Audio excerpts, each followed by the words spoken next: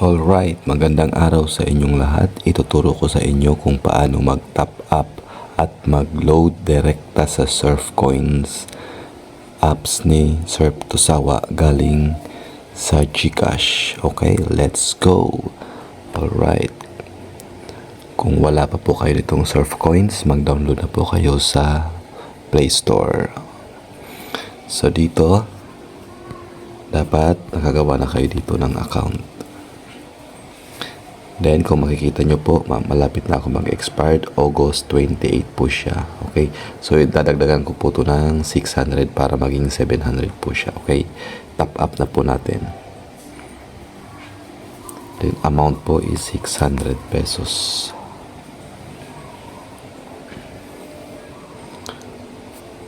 Okay? So, dito po sa baba, pipiliin ko po dito GCash. Then, yung email po, lagay po tayo ng email dito. Yung naka-register po sa Surfcoins ay hindi po pangalan ko at hindi rin po yung CP number ko. Sa kapatid ko ang nakapangalan doon. Okay.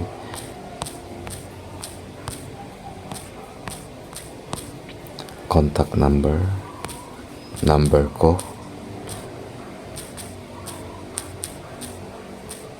Name.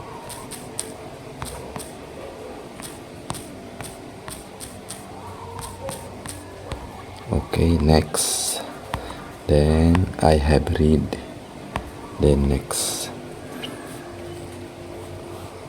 Okay, dito po, hintayin po natin dumating po yung code.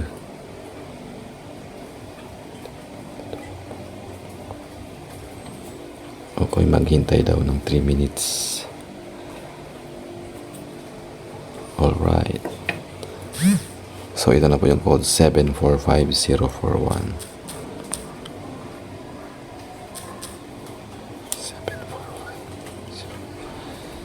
745041. Yan.